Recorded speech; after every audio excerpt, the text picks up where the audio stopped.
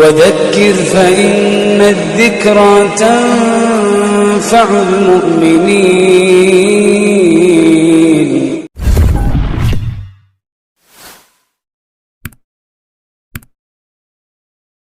الحمد لله رب العالمين، والصلاة والسلام على رسوله الكريم وعلى آله وأصحابه أجمعين وعلى من تبعهم بإحسان إلى يوم الدين. أما بعد، أعوذ بالله السميع العليم من الشيطان الرجيم من همزه ونفخه ونفثه. بسم الله الرحمن الرحيم. كنتم خير أمة أخرجت للناس تأمرون بالمعروف وتنهون عن المنكر وتؤمنون بالله ولو آمن أهل الكتاب لكان خيرا لهم منهم المؤمنون وأكثرهم الفاسقون.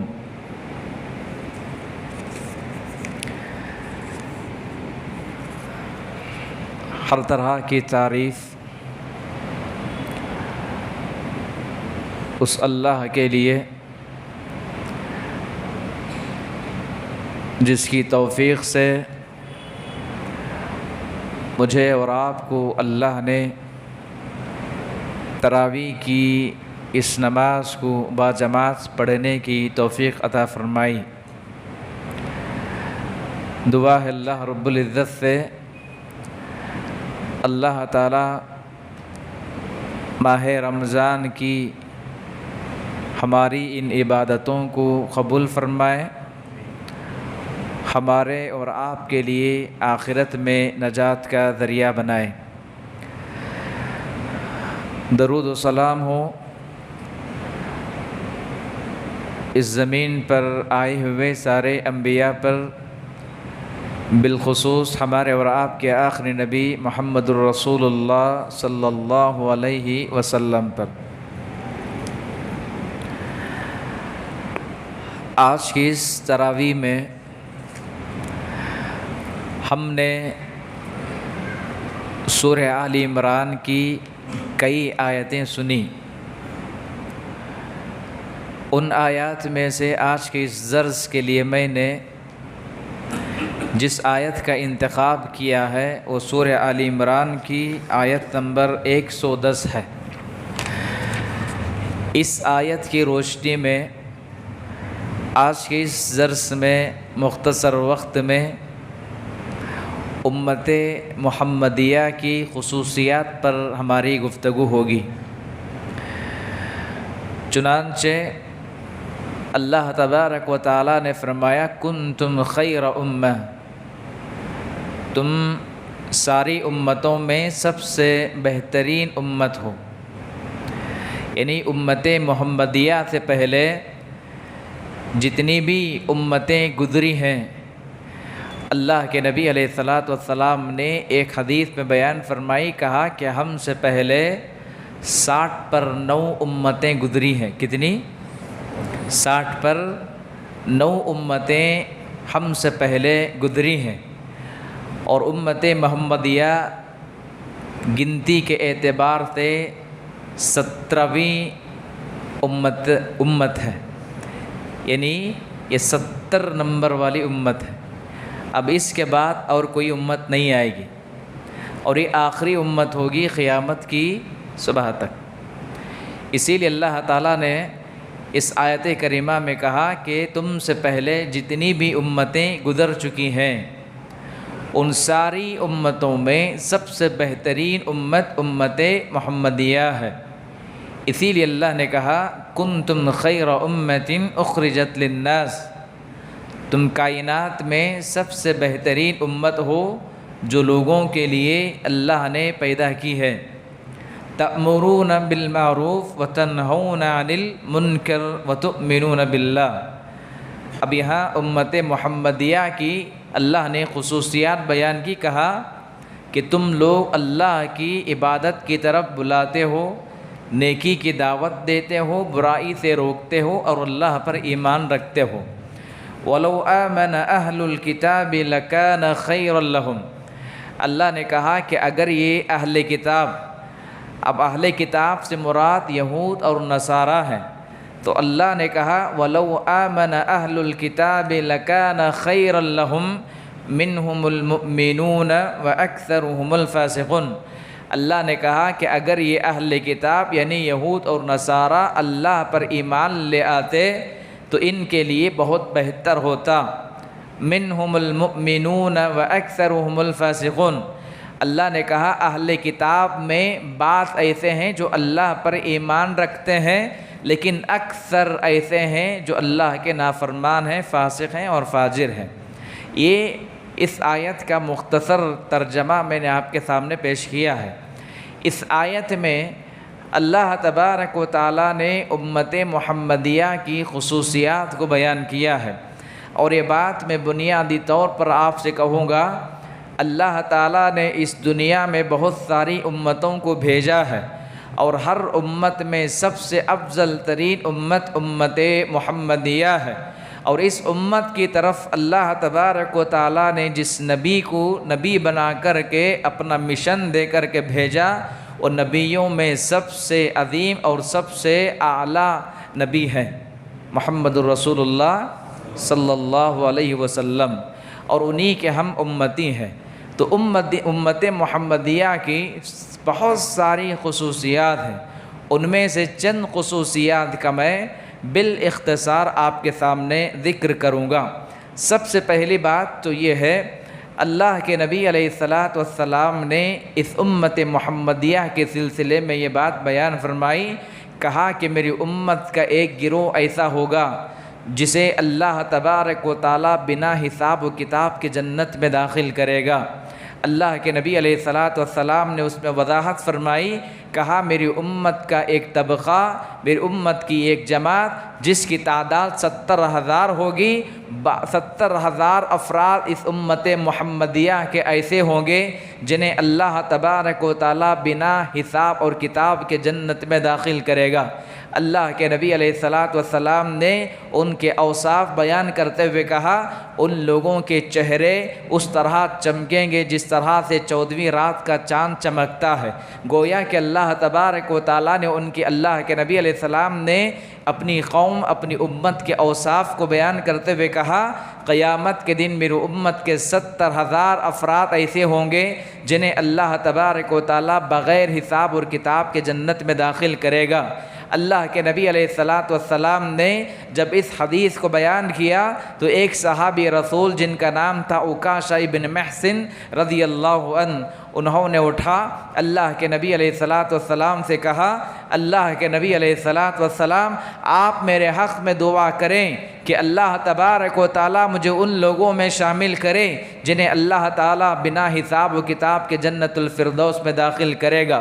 اللہ کے نبی علیہ السلام نے اس صحابی کے حق میں دعا فرمائی، کہا کہ میری دعا ہے کہ اللہ تعالیٰ تمہیں ان افراد میں شامل کرے جنہیں اللہ تعالیٰ بغیر حساب و کتاب کے جنت میں داخل کرے گا۔ ایک اور انصاری صحابی اٹھے، کہا اللہ کے نبی علیہ السلام میرے حق میں بھی آپ دعا کر دیں کہ اللہ تعالیٰ مجھے بھی بنا حساب و کتاب کے جنت میں داخل کرے۔ آپ علیہ السلام نے فرمایا کہ نہیں، سبقک عکاشہ، آپ نے کہا کہ عکاشہ بن محصن نے سبقت کر گئے۔ تو اس حدیث سے یہ بتلانا چاہتا ہوں، امت محمدیہ کی خصوصیات میں سے ایک عظیم خصوصیت یہ ہے کہ اللہ تعالیٰ اس امت سے بغیر حساب و کتاب کے 70,000 افراد کو جنت میں داخل کرے گا۔ یہ امت محمدیہ کی بہت عظیم خصوصیات میں سے خصوصیت ہے۔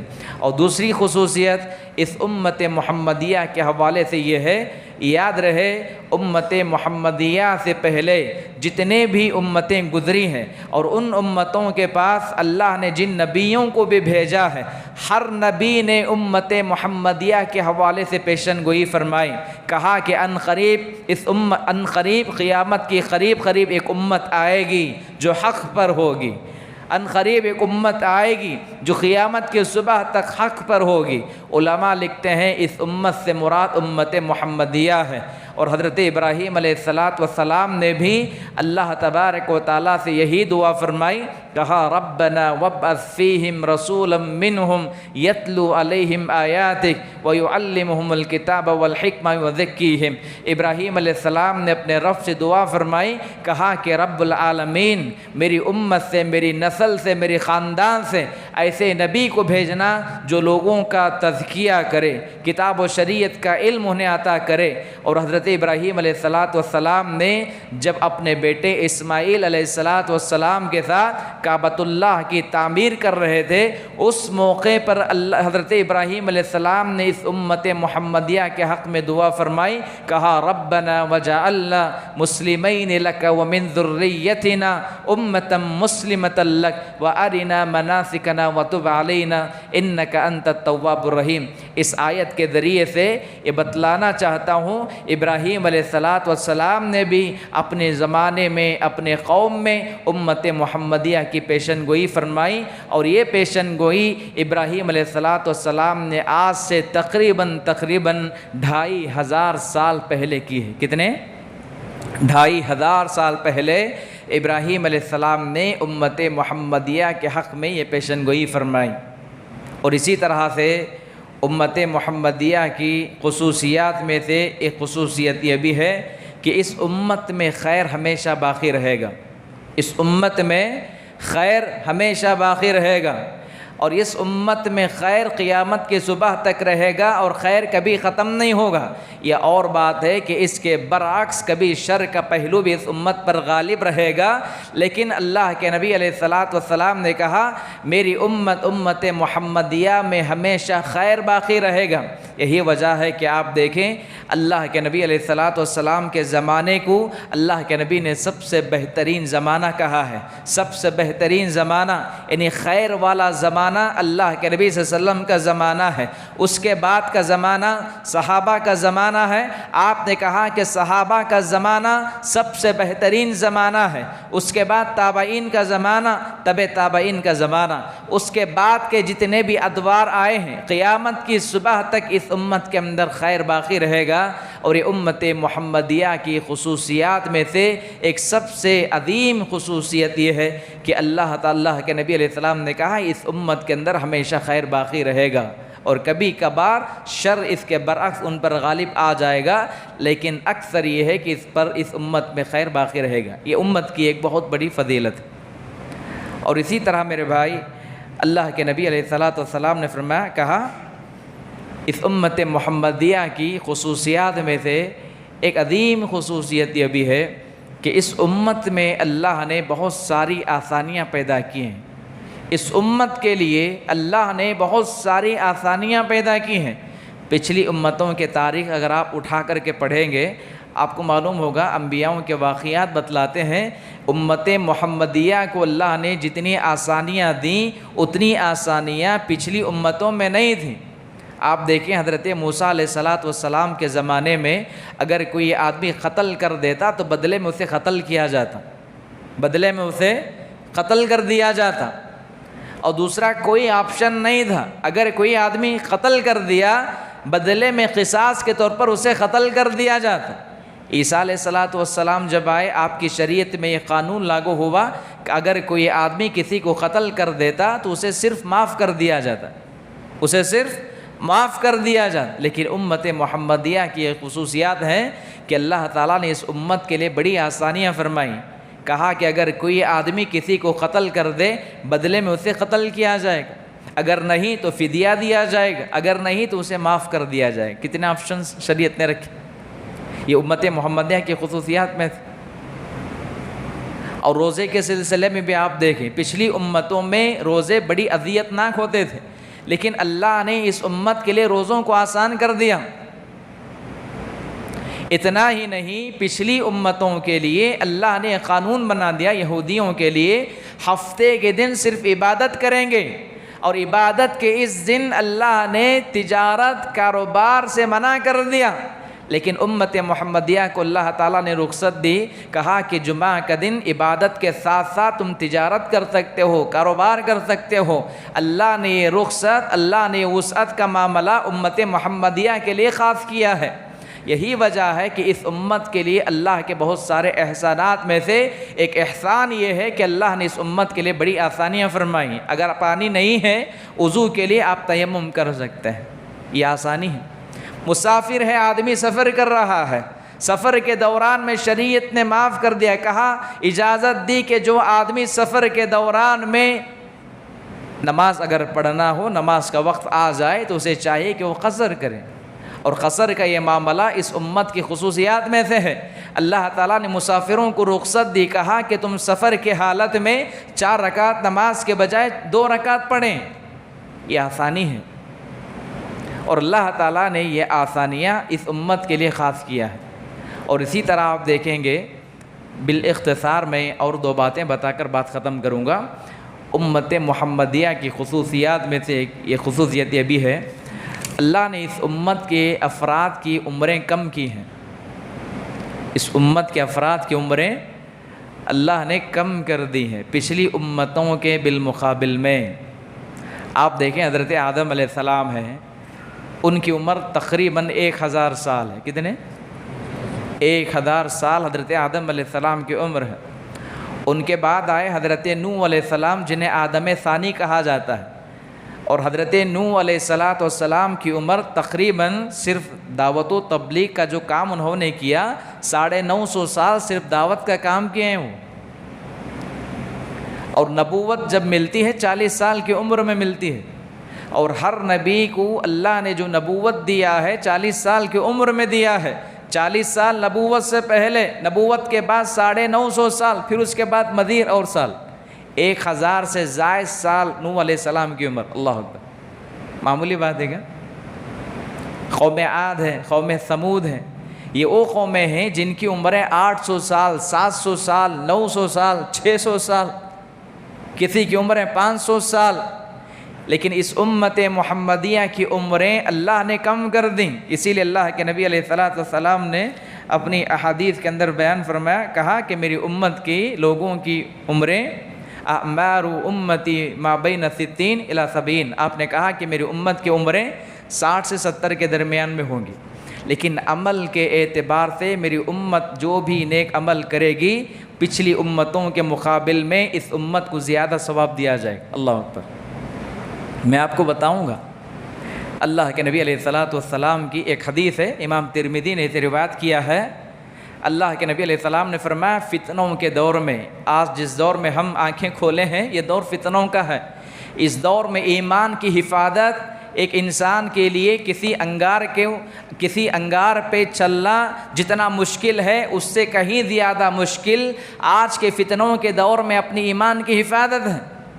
اسی لیے اللہ کے نبی علیہ السلام نے ایک حدیث میں بیان فرمایا، کہا کہ جو آدمی فتنوں کے دور میں ایمان پر ثابت قدم رہے گا، نیک عمل کرے گا، اس کا ایک عمل میرے 50 صحابہ کے عمل کے برابر ہوگا. اللہ، کتنے؟ میرے 50 صحابہ کے برابر کا عمل ہوگا. صحابی رسول نے پوچھا اللہ کے نبی علیہ السلام 50 لوگوں کے عمل ثواب کے برابر مطلب 50 افراد، کیا اس زمانے کے افراد مراد ہوں گے، کیا ہم مراد ہوں گے؟ اللہ کے نبی علیہ السلام نے کہا میرے صحابہ مراد ہیں یہاں. آپ نے کہا فتنوں کے دور میں جو آدمی ایمان پر ثابت قدم رہ کر کے نیک عمل کرے گا اس کا ایک نیک عمل 50 صحابہ کے عمل کے برابر ہوگا. اللہ، کتنی بڑی فضیلت اس امت محمدیہ کی. اتنا ہی نہیں، اللہ کے نبی علیہ السلام نے یہاں تک بھی کہا، اگر کوئی آدمی فضیلتیں میں بتا رہا ہوں، اس امت کی عمریں اگرچہ کہ کم ہیں لیکن ثواب کے اعتبار سے پچھلی امتوں کے مقابل میں اس امت کا ثواب زیادہ ہے. آپ نے کہا کہ اگر کوئی آدمی حج مبرور کر لے، آپ علیہ السلام نے کہا وہ گناہوں سے ایسے پاک ہوگا جیسے ابھی وہ ماں کے پیٹ سے جنم لیا ہے. یہ فضیلت ہے اس امت کے لیے. اگر کوئی آدمی ماہ رمضان میں عمرہ کر لے، آپ نے کہا کہ اسے ثواب دیا جائے گا، گویا کہ اسے اتنا ثواب ہے کہ اس نے اللہ کے نبی کے ساتھ عمرہ کرنے کے برابر اسے ثواب دیا جائے گا. یہ فضیلت. اس لیے کہ اس امت کی عمریں کم ہیں، لیکن اس امت کی ایک ایک نیکی کا ثواب پچھلے صحابہ کے بالمقابل میں زیادہ ہوگا۔ اس کا مطلب یہ نہیں کہ فضیلت کے اعتبار سے صحابہ کا مقام اپنی جگہ ہے، لیکن ہمارا مقام اپنی جگہ ہے۔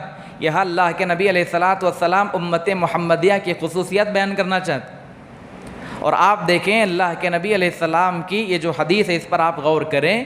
آپ نے کہا کہ میری امت کے افراد کی عمریں 60 سے 70 سال ہوں گی۔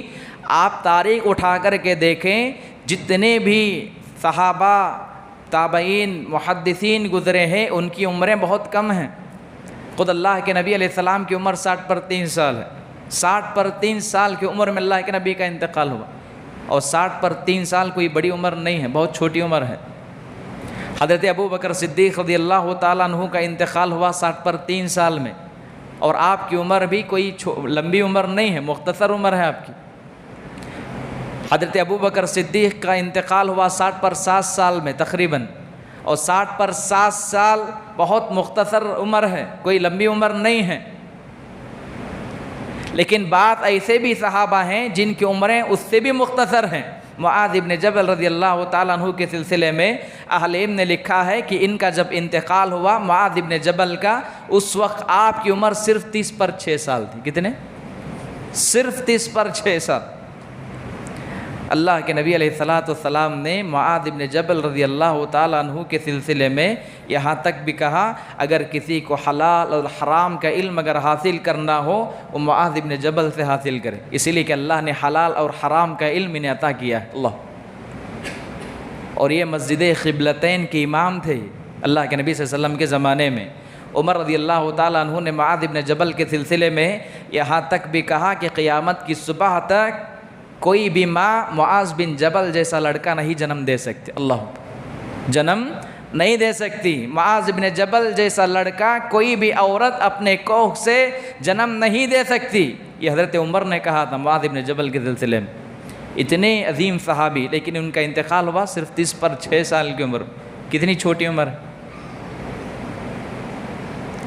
ایک اور صحابی ہے معاذ بن جبل، سعد بن معاذ، جن کے انتقال پر اللہ کا عرش ہل گیا تھا۔ عالم لکھتے ہیں کہ ان کا انتقال جب ہوا لگ بھگ ان کی عمر بھی 30 پر 6 سے 30 پر 7 سال۔ کتنی چھوٹی چھوٹی عمریں ہیں۔ تو گویا کہ اللہ کے نبی علیہ السلام نے کہا اس امت کی عمریں 60 سے 70 کے درمیان میں ہوں گی، لیکن ان کا عمل فضیلت کے اعتبار سے زیادہ ہوگا، اور یہ امت محمدیہ کی عظیم خصوصیات میں سے ہیں۔ اور آخری بات میں بتا کر کے بات ختم کروں گا۔ اللہ کے نبی علیہ الصلاۃ والسلام نے یہاں تک بھی فرمایا، کہا کہ امت محمدیہ کی خصوصیات میں سے ایک عظیم خصوصیت یہ ہے کہ اللہ اس امت کو ایک ساتھ ختم نہیں کرے گا۔ جس طرح اللہ تعالیٰ نے پچھلی امتوں کو ہلاک کیا، ایک ساتھ تباہ اور برباد کر دیا، اللہ تعالیٰ نے انہیں نیست اور نابود کر دیا۔ مثال کے طور پر آپ قوم عاد کو لیجیے، قوم عاد کو اللہ تعالیٰ نے پوری بستی ہلا کر دیا، ان کا نام و نشان اللہ نے مٹا دیا۔ نوح علیہ السلام کے زمانے میں جب طوفان آیا تو اس طوفان کے ذریعے سے اللہ تعالیٰ نے ساری کے ساری قوم کو تباہ کر دیا۔ قوم عاد کو اللہ تعالیٰ نے پوری قوم تباہ اور برباد کر دی، لیکن اللہ کے نبی علیہ الصلاۃ والسلام نے بنو امیہ کی مسجد میں جب نماز پڑھائی، نماز پڑھانے کے بعد آپ نے اس امت کے حق میں 3 دعائیں فرمائیں۔ کتنی دعائیں؟ 3 دعائیں آپ نے فرمائیں۔ پہلی دعا اللہ کے نبی نے اس امت کے حق میں یہ فرمائی، کہا کہ پروردگار میری امت کو اجتماعی شکل میں قحط سالی میں مبتلا کر کے ہلاک نہ کرنا۔ اللہ اکبر، نبی اپنی قوم کے لیے کتنا مہربان ہوتا ہے۔ کہا کہ مالک پروردگارہ میری امت کو قحط سالی میں مبتلا کر کے ہلاک نہ کرنا۔ آپ نے فرمایا کہ اللہ نے میری دعا قبول کر لی۔ ایک دوسری دعا اللہ کے نبی نے ایک ہی کہا، پروردگارہ میری امت کو ایک ساتھ ہلاک اور برباد نہ کرنا۔ اللہ نے آپ کی دعا قبول کر لی۔ یہی وجہ ہے اللہ کے نبی علیہ السلام نے کہا اس امت محمدیہ کی خصوصیات میں سے ہے اللہ تعالیٰ اس امت کو ایک ساتھ ختم نہیں کرے گا، اور یہ اللہ کا احسان ہے۔ اور تیسری دعا اللہ کے نبی نے کی، لیکن آپ کی دعا اللہ نے قبول نہیں کی، وہ یہ ہے کہ اللہ تو میری امت کو اختلاف سے بچا لینا، اختلاف اور انتشار سے محفوظ کر لینا۔ اللہ کے نبی کی اس دعا کو اللہ نے رد کر دیا۔ اللہ، اور آپ دیکھیں یہی اختلاف، یہی انتشار امت مسلمہ کے لیے خطرے کا ذریعہ بنا ہوا ہے۔ آج کہاں اختلاف نہیں، بھائی میں اختلاف، رشتہ داروں میں اختلاف، دوستوں میں اختلاف، جی بہن میں اختلاف ہے، بھائی بہن میں اختلاف ہے، خونی رشتوں میں اختلاف ہے، آس پڑوس میں اختلاف ہے، مساجد میں اختلاف ہے، مدارس میں اختلاف ہے۔ اختلاف کی کوئی ایسی جگہ نہیں ہے جہاں اختلاف نہ ہو، اور یہی اختلاف امت مسلمہ کی ہلاکت کا سبب بنے گا، اور یہ اللہ کے نبی علیہ السلام کی ایک پیشن گوئی۔ تو لہذا بتلانا کا مقصد یہ ہے، امت محمدیہ کی بہت ساری خصوصیات ہیں، اور ان خصوصیات سے میں نے چند بالاختصار آپ کے سامنے کچھ خصوصیات کا تذکرہ کیا۔ دعا ہے رب العزت سے اللہ تعالیٰ مجھے اور آپ سبھی حضرات کو قرآن کریم پڑھنے، سمجھنے، اس پر غور و تدبر کرنے اور اس کے بتائے ہوئے تعلیمات پر عمل پیرا ہو کر زندگی گزارنے کی توفیق عطا فرمائے۔